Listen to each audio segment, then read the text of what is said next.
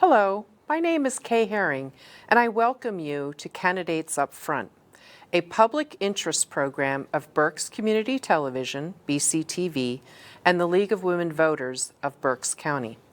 Candidates Up Front will introduce voters to candidates running in this year's primary to be held on May 19th.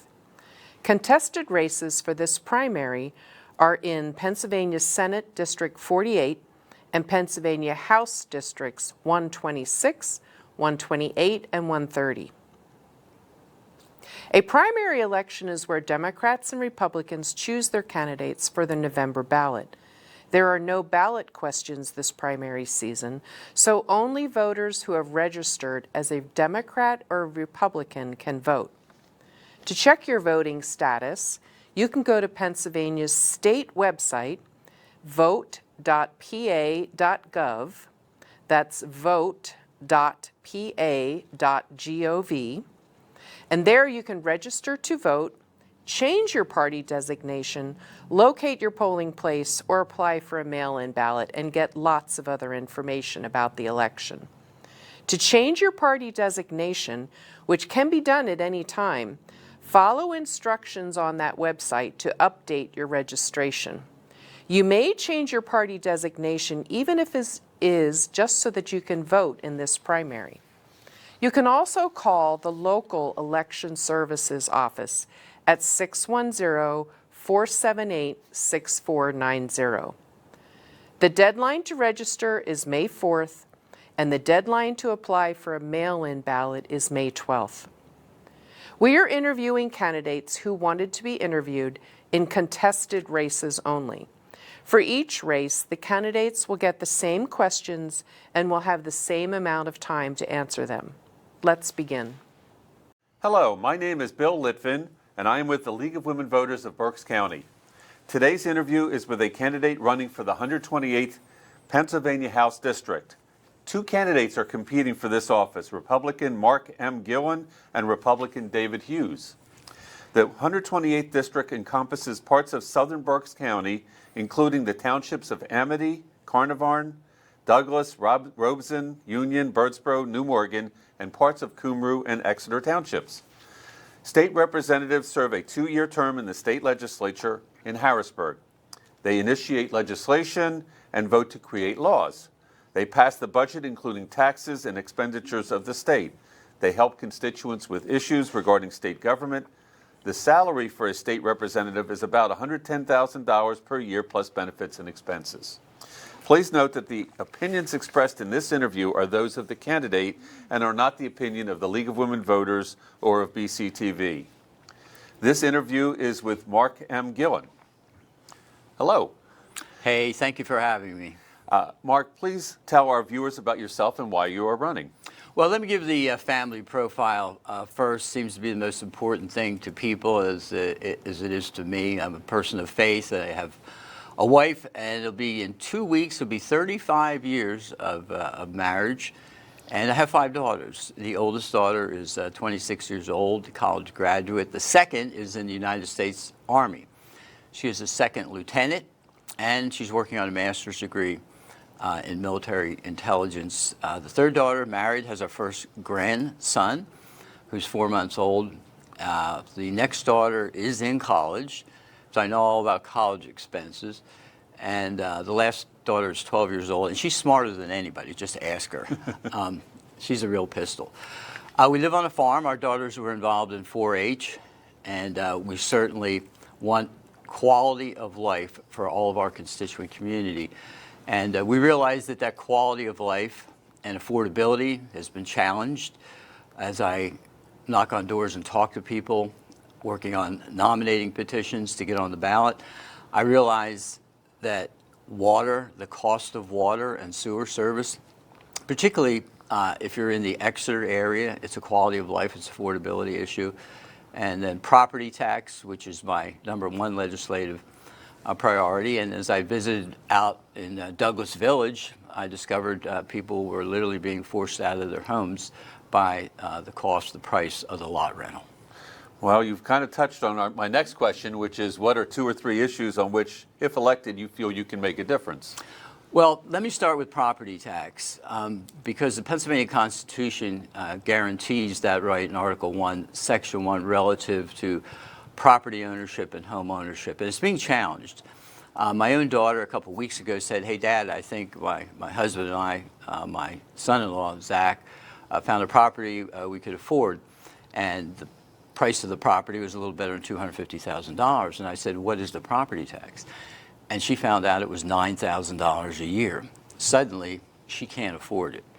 And so we want affordable home ownership. We want to be able to keep our seniors in their homes. They're under enormous pressure by the property tax, which is why I introduced a property tax elimination constitutional amendment. It actually went to the floor of the House of Representatives, and it was defeated procedurally on a 100 to 99 vote.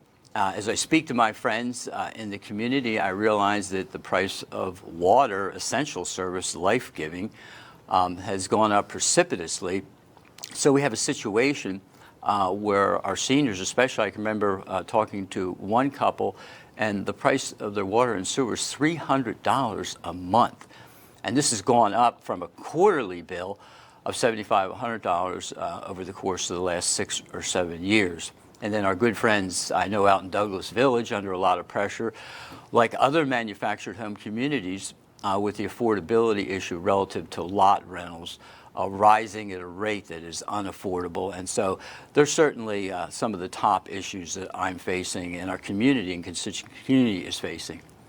Okay. On your first day of session, you will vote for the House rules. These rules say party leaders and committee chairs decide which legislation moves forward. What do you think of this system, and would you try to change it?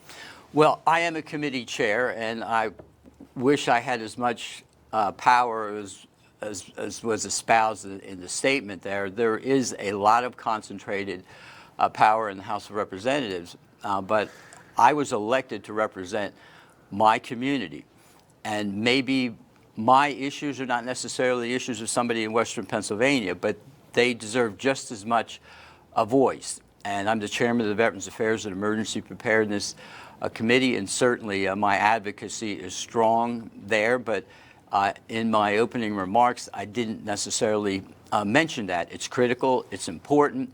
I want voices on the other side of the aisle. I want voices on our side of the aisle. I want voices on topical issues of importance, just like I mentioned, certainly to be heard. The House and Senate have been politically divided. What would you do, what would you be willing to do to get a budget passed on time? Well, we're coming into a budget season.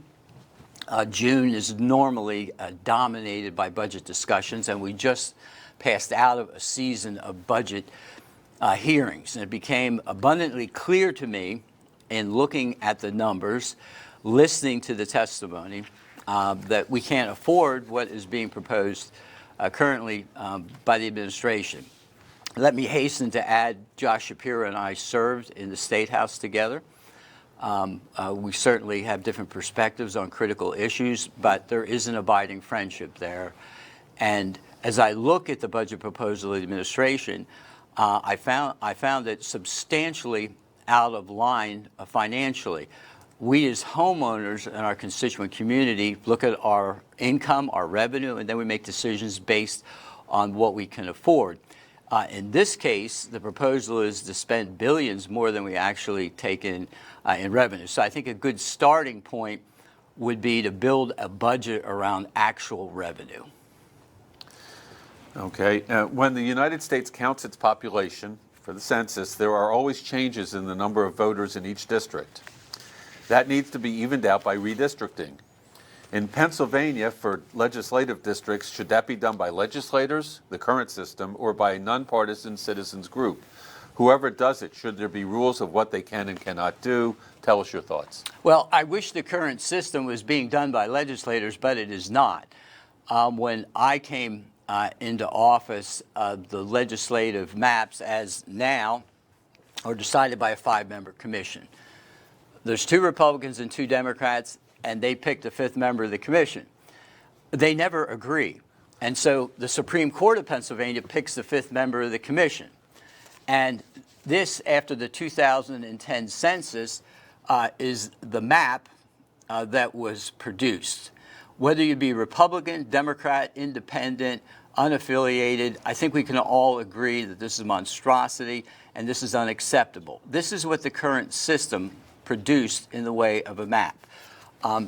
It wasn't done with substantial grassroots input. It was engineered for a particular politician, the 7th Congressional District, which emanated in the Philadelphia area and came all the way up in this direction. So right now you have the Pennsylvania Supreme Court picking the 5th member of the commission.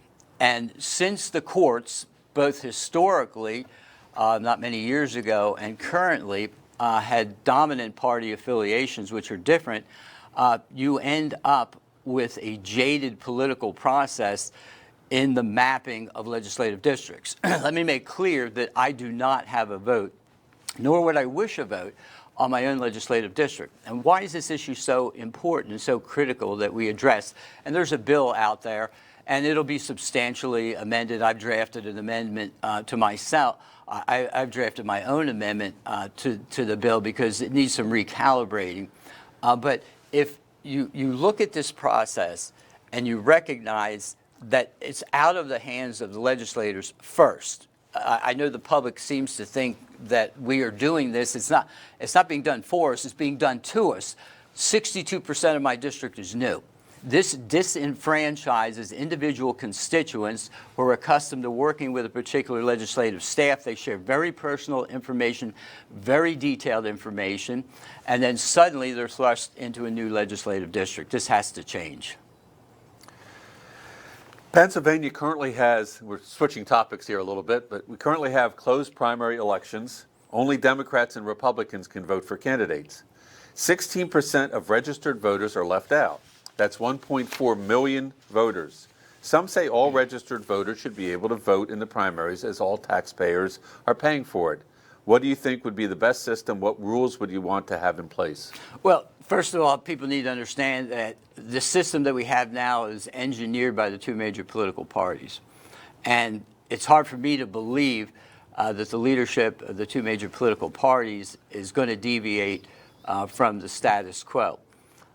I would like to think, like a lot of other Pennsylvanians, independents should have more of a voice. They don't have a voice in the primary election as it stands now, and I think that's unfortunate that they're forced, literally, if they want to vote in the primary, to go with one of the two major political parties. So I am not optimistic that it's going to change because those that enjoy the current monopoly are certainly not going to give that up. They would be very reticent to make a change in that system. The United States Constitution gives states the power to run elections. In Pennsylvania, the state gives the administration function to the counties. Recently, the U.S. government has tried to have more say in how local elections are run. What are your thoughts on which level of government should handle elections? I think Berks County does a fine job with the elections. I visited the Election Services Office on a number of occasions. The county commissioners sit on the Board of Elections in the year that they're not running, and if they are, Court of Common Pleas judges. And so as we look in our own backyard and our own election system here in Berks County and in Pennsylvania, I think we can be comfortable and confident that it's being well managed right here in the city in which we're doing the interview. Do you, excuse me, do you think we have the right balance of powers between the states and the United States government? Where should they work together? Where should states have full authority? Which functions should each control? Well, certainly, nobody's suggesting that Pennsylvania defend the United States of America singularly or have its own Army, Air Force, and Navy. So defense is one of those obvious areas that certainly we're going to defer to the federal government, as well as immigration. I was a Moton Borough councilman, and some of the most important, serious concerns that residents have don't necessarily emanate about Washington or Harrisburg. It's the backyard issues. When you're a borough councilman and you're involved with the municipality of 3,000 people, we get back to the quality of life issues that are important to people. And the less mandates that we have on our smaller municipalities, the more affordability that we're going to have in those particular townships and boroughs. And so, having had that privilege to serve on a small municipal body, I would like as much autonomy as possible. Data centers use significant amounts of electricity and water. Some say this will have a negative impact on local communities. Others say they will not. What are your thoughts on this? Do you feel we need special laws to protect local communities? As the chairman of the Veterans Affairs and Emergency Preparedness Committee, I had an occasion during the budget hearings to spend time with the state fire commissioner. I asked the state fire commissioner, who's an outstanding man, doing a great job, and of course our committee has oversight of emergency medical services, fire, EMS. In any event, I asked how well prepared we were to suppress fires at data centers. And what he said concerned me. I wasn't completely surprised, based on some background research that I had done, that we are really unprepared to manage fires in data centers. I asked if there was any training regimen, if there was any materials available to give us guidance, and he indicated that they were trying to get up to speed on that. I don't think we should be putting anything in our communities that we can't put a fire out, like the lithium-ion situation relative to car fires. It's very, very serious. I think we've got some sound issues, some sight issues, some water issues. If they're going to be demanding that level of electrical capacity, they should be generating their own electricity. So I think there's a number of unanswered questions in that arena. Our Pennsylvania Constitution requires the state to provide 50% of the money needed to run our schools. And while the state has increased school funding has increased school funding in the past several budgets, it's still way below 50%. This shifts the burden to local property taxes. How would you address this taxing issue? Would you increase the income tax, sales tax, or create new taxes? Well, I put a constitutional amendment on the floor of the State House. We had a debate, and as I mentioned earlier, the vote was 100 to 99. I do believe, though we may have lost the vote, I think we won the battle. People want the pressure off the local property tax. And I know we're in the 30s in terms of the percentage of state funding. I'd like to see the state provide 100% of the funding. If you go to states like Delaware, North Carolina, South Carolina, I examined Alabama in terms of the percentage of the funding that they're providing, and then you compare it to the local property tax burden. I mentioned earlier in the conversation, my daughter was looking at a property that had a $9,000 property tax tag on it, and I found a commensurate property in several different states where the property tax was $600 or $700 a year. So yes, let's take the burden off the local property tax owner and let's move it to state revenue sources. Pennsylvania currently has a flat rate income tax. Whatever your income, you pay the same percentage. Should we change to a graduated tax where people with more income pay a higher percent? Well, I think it leads us back into the issue of our having a spending problem and not a tax problem. Government is constantly looking for new revenue sources, enhanced taxes, and I have not voted ever in my career for a tax increase. I think the focal point needs to be on spending. Is our spending affordable? Is it constitutional? Is it moral? Is it a role for state government? And there's a lot of waste we're talking about ferreting out. And I think once you do that, we won't have to be talking about tax increases. Well, we're about the close of our conversation. Please give us your closing remarks. We have about a minute. All right. Well, quality of life is a word, a phrase that I mentioned earlier, and I think it's being threatened in our community. Whether it's your electric bills, your water bills, your property tax bills, the cost of housing. What we want for our children is what we had in the way of opportunity when we were growing up and we were young adults. For a lot of young people, it's increasingly out of reach. For a lot of senior citizens, they're being forced to sell their homes. They're being forced to use their nest eggs and their savings to pay tax bills or current expenses. At the end of the day, of the hundreds and hundreds of residents I've talked to at their doorstep, they are looking for government to live within its means. They're looking for government to meet its constitutional responsibility to protect life and property, and that is my goal as a state legislator. Well, thank you, Mr. Gillen, for sharing your views with us.